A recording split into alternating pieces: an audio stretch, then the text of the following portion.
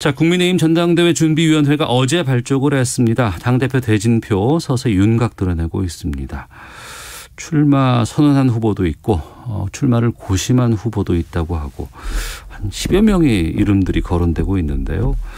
국민의힘 당대표에 출마한 후보들과 저희 시사본부에서 앞으로 계속 인터뷰 준비하도록 하겠습니다. 오늘은 가장 먼저 출마 선언을 하셨습니다. 조혜진 의원과 함께하겠습니다. 어서 오십시오. 예, 반갑습니다. 조혜진입니다. 예, 저희 시사본부 정치와투 고정으로는 매주 화요일에 뵀었는데 예. 금요일에 뵈니까 더 반갑습니다. 예, 기분이 새삼스럽네요. 예. 가장 먼저 당대표 출마를 선언하셨어요. 예. 처음이라는 의미도 있겠지만 예. 먼저 나오면 타겟이 될 수도 있을 것 같은데 예. 특별히 가장 먼저 선언하신 이유가 있습니까? 아무도 저를 공격 안 하시니까 타겟이 안 된 것 같아요. 출마 선언은 이번에 했지만은 네. 작년 5월에 이미 당대표 출마 결심은 했었습니다. 당선되시고 나서. 예. 그런데 그때 전당대회가 무산되고 네. 비대위 체제로 가는 바람에 그렇습니다. 예, 출마의 기회가 없어져서 그때는 원내지도부 선거에 나갔다가 떨어졌죠. 예. 그래서 이번에 다시 당대표 선거가 있어서 출마 선언을 했는데 공식적으로 출마 발표할 때까지는 제가 전혀 출마 가능성을 언급을 안 해가지고 네네. 다른 분들은 출마 선언을 안 했는데도 출마 가능성을 계속 이야기를 해서 언론에는 계속 보도가 되었습니다. 이런 분들이 나온다 하는데 저는 일체 거론이 안 됐었죠. 왜 그랬다고 보세요? 저는 결심되면 지체 없이 하지만 결심이 되기 전까지 난 나갈지 모른다 고민하고 있다 이런 이야기 하는 거 별로 안 좋아합니다. 예. 고민할 정해지면 가는 것이고. 예, 고민할 때는 진지하게 하되 이제 그때까지는 입장 정리 안 됐으면은 이야기 안 하고 입장 정리되면은 하루라도 늦출 필요 없이 바로 발표하고 하는 게 제 성격입니다. 네. 1년 전 당대표 출마 계획을 세우셨을 때와 이번과는 당의 분위기가 상당히 많이 바뀌었습니다. 예. 그때는 다음 대선에 대한 이 희망 이런 게 없는 상황이었고 당을 위기에서 구해야 되는 상황이었다고 한다 그러면 지금은 이제 조금 가능성이 가시권에 들어와 있는 상황이어서 무엇보다도 정권 교체를 바라는 강한 민심이 이번 재보선을 통해서 확실히 확인이 돼서 이 민심을 바탕으로 해서 정권 교체에 동참할 정치 세력들을 보수와 중도 개혁 진보까지 다 아울러서 대통합을 해내고 거기에서 후보를 단 한 사람으로 단일화시켜서 뽑아내는 일이 제일 중요한 과제가 됐고 그 일은 당연히 우리 가장 큰 야당인 우리 국민의힘이 담당할 수밖에 없고 또 구체적으로는 그 국민의힘 당대표가 그 일을 주도할 수밖에 없는데 그러려고 하면은 국민의힘이 지금보다는 많이 바뀌고 개혁이 돼야 보수뿐만 아니라 중도나 개혁 진보에 있는 사람들도 국민의힘이 주도해서 이렇게 통합하고 단일화하는 것을 인정할 겁니다. 그 역할을 인정할 거라서 그래서 그런 측면에서 제가 두루 봤을 때 그 일을 차질 없이 해낼 제일 적임이다. 제일 준비가 되어 있다. 그렇게 판단이 들어서 결심했습니다. 그런데 나도 지금 이 상황에 대해서 말씀하신 것처럼 그 역할을 할 수 있다라고 나오겠다는 분들이 지금 상당히 많은 지금 상황이잖아요. 그건 왜 그렇다고 보세요? 이번 재보선에서 이 정권 심판 민심이 아주 뚜렷하게 확인이 돼 손에 들어오는 민심이 돼서 내년 정권 심판과 정권 교체 그걸 통한 야권의 승리와 집권 가능성이 많이 확인이 됐죠. 그래서 당이 활성화됐고 여기에 자기가 어떤 역할이든 해야 되겠다고 의욕을 가진 분들이 많이 늘어난 당이 활성화된 거죠. 많이 나오시는 건 좋은 의미인가요? 그러면? 그렇죠. 그럼 그 와중에도 조혜진 의원이 돼야 된다. 내가 그 리더십의 적임자다. 어떤 걸 말씀하시겠습니까? 대통합이나 후보 단일화는 우리 야권이 처음 가보는 길입니다. 이번 서울시장 선거에서 이 작은 규모의 네. 후보 단일화는 경험해봤지만은 그것도 사실 아슬아슬하게 될까 말까 하면서 깨질 듯 하다가 극적으로 된 거기 때문에 그랬죠. 예. 내년에 대선판은 그보다도 훨씬 더 큰 판에 후보들도 많고 그거를 다 통합시키고 그것도 후보를 또 그중에 한 명만 만들어내려면은 예. 굉장한 경험과 노하우가 있지 않으면은 예. 그냥 뭐 도상으로 그려가지고 머릿속으로 생각해서 되는 일이 아니고 또 그 일을 주도하는 당 대표가 예. 다른 후보들이나 정파들이 믿을 수 있는 사람, 그 조율의 기능, 조정 기능, 통합 기능을 중재 기능을 믿을 수 있는 사람이 주도해야 그 일이 원만하게 진행이 되는데 네. 믿을 수 있다는 거는 그 사람은 자기 욕심이 없다. 그리고 사심이 없는 사람이다. 네. 오직 나라를 위해서 또 대선 승리를 위해서 사심 없이 마음을 비워놓고 이 일을 할 사람이다라는 신뢰를 줘야 됩니다. 예. 저는 그 부분에 있어서는 제 역할이 더 이상 없다고 생각하면 언제든지 정치 그만둘 사람이고 또 나라를 위해서나 당을 위해서 필요하면 국회의원이라는 것도 언제든지 그만둘 준비가 되어 있는 사람입니다. 아, 그렇습니까? 예.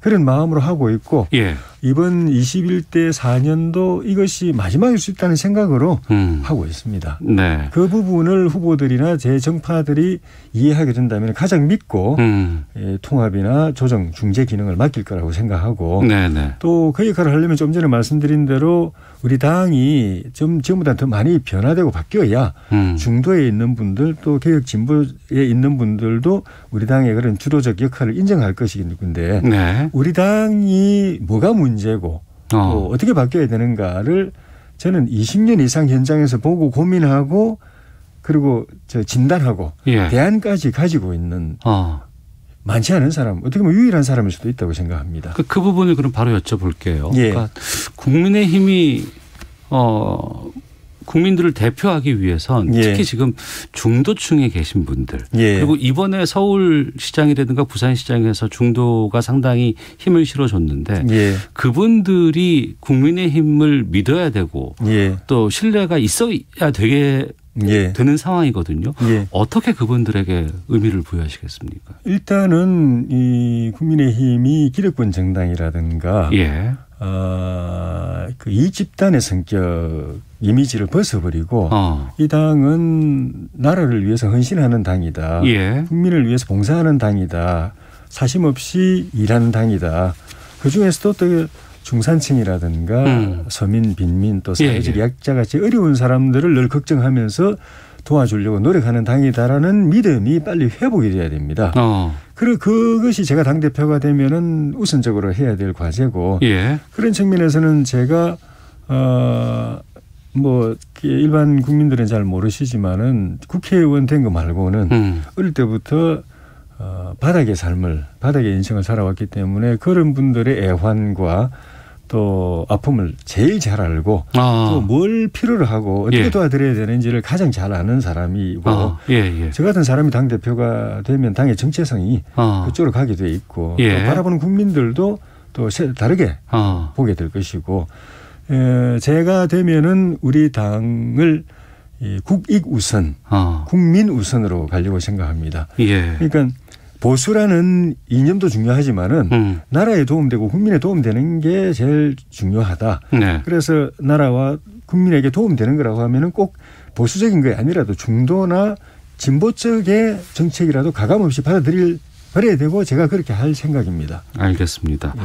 아무래도 당을 이끄는 두 축이라고 하면 당대표 원내대표가 아닌가 싶은데 먼저 김기현 원내대표가 당선이 됐어요.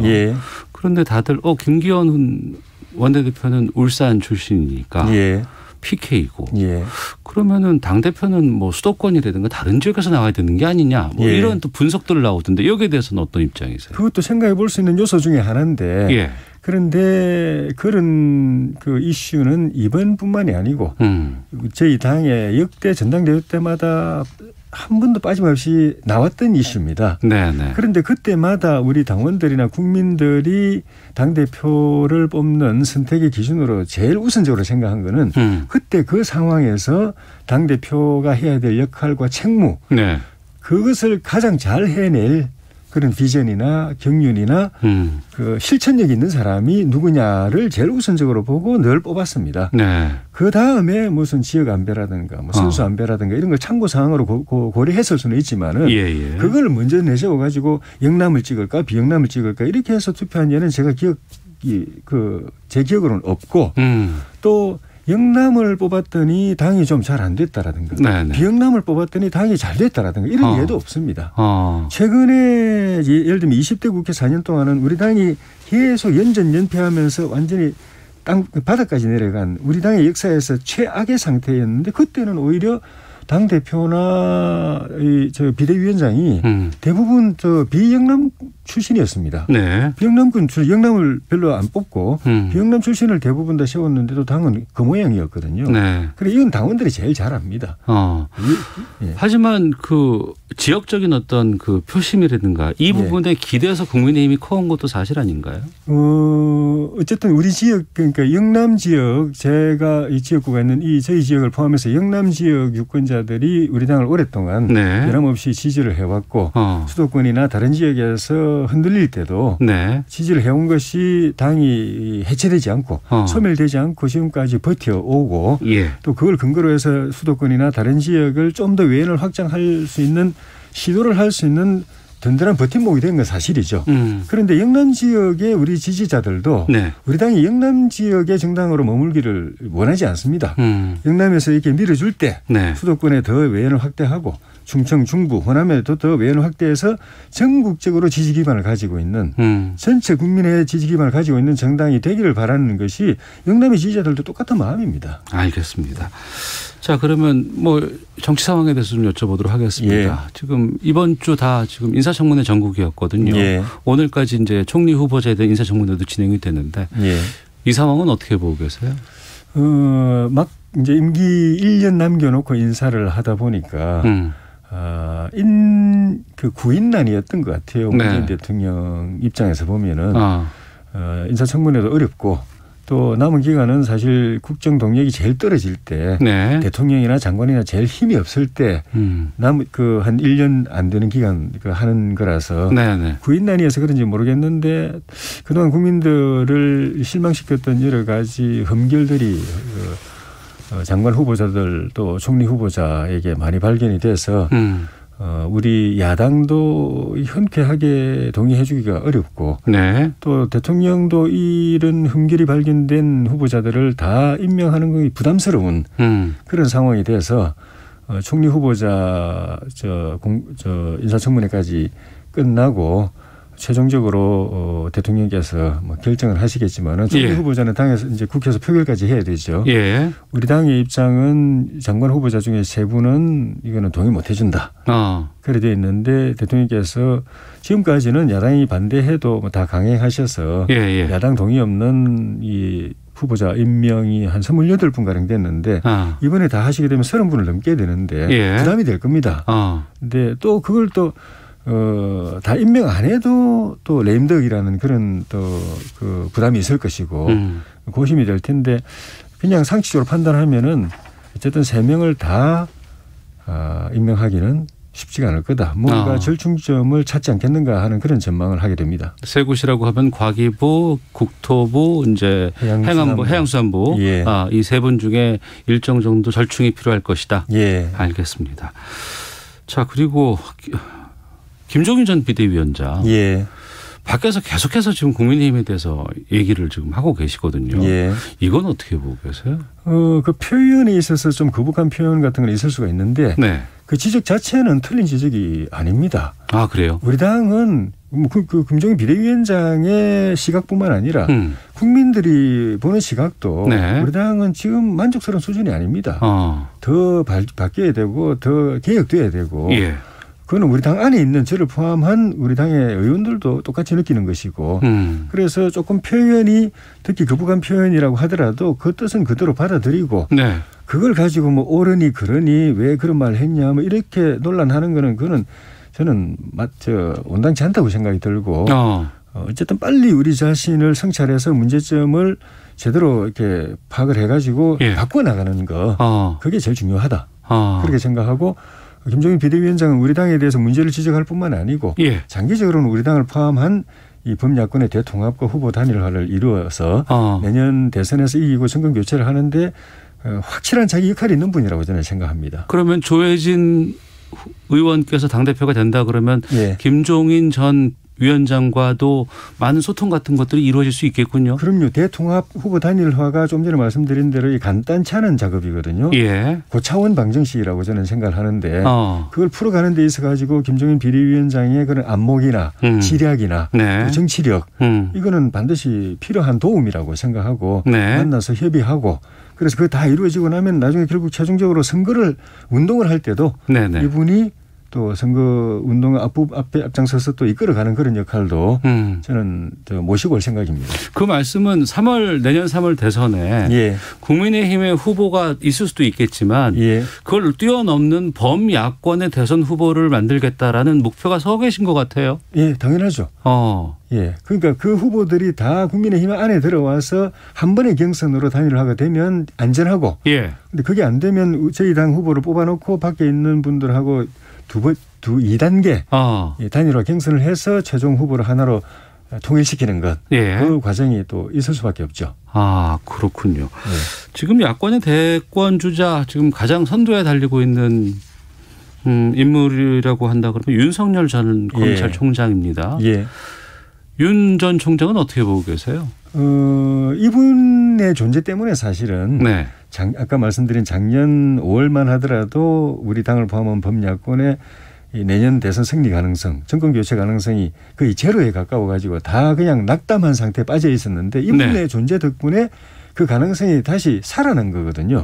이분이 그 총장으로 계실 때 또 총장 그만두고 정치 가능성이 생겼을 때 네. 또 출마 가능성이 생겼을 때 이 내년 그 대선 승리 가능성이 굉장히 높아진 거죠. 그래서 이분은 그 존재 자체로서 범야권의 내년 그 정권 교체 대선 승리 집권의 중요한 자산이고 동력이다. 그런데 예. 그분이 최종적으로 나중에 이 내년 대선을 이끌어갈 후보로까지 단일 후보로까지 될 것이냐 하는 거는 이제부터 진행되는 과정에서 이분이 어떻게 경쟁력을 발휘하고 검증을 통과하고 통합력을 발휘할 것인가 지금 가지고 있는 국민의 지지를 어떻게 정치적 파워로 계속 유지하고 확대해내야 할 것인가 하는 그 여부에 달린 거고 이거는 그분이 할 나름이고 그분 속에 그런 정치적인 잠재력이 있는지 그 여부에 따라서 결과는 좀 변동이 있을 수도 있다고 봅니다. 그 시기가 그렇게 많이 남지는 않았거든요. 그렇습니다. 그러니까 저희 전당대회가 다음 달 중순에 끝나고 당 지도부가 새로 뽑히고 네. 만약 그때까지 국민의당하고 통합이 안 되면 그 직전에 빨리 통합해야 되고 그다음 7월 들어가면 7월 9일부터가 대통령 선거 여야 할 것 없이 대통령 선거의 예비 후보 등록 시작입니다. 네. 저희 당에서는 저희 당에 들어와서 당의 경선에 참여하려고 하면 8월 9일부터는 당에 입당이 되어 있어야 되고 책임 당원으로서 당비를 내야 됩니다. 물론 나중에 특별한 상황이 생기면 당원 당규를 변경할 수도 있지만 원칙적으로는 네. 그렇게 되어 있기 때문에 윤석열 전 총장은 6월 중에나 늦어도 7월 초에는 정치를 할지 말지 대선에 참여할지 말지 네. 더 나아가서 할 수 있다면은 국민의힘에 들어올지 말지 아니면 바깥에 있다가 단일화 경선에 참여할지 그 입장을 이제 정리해내야 되는 거죠. 알겠습니다.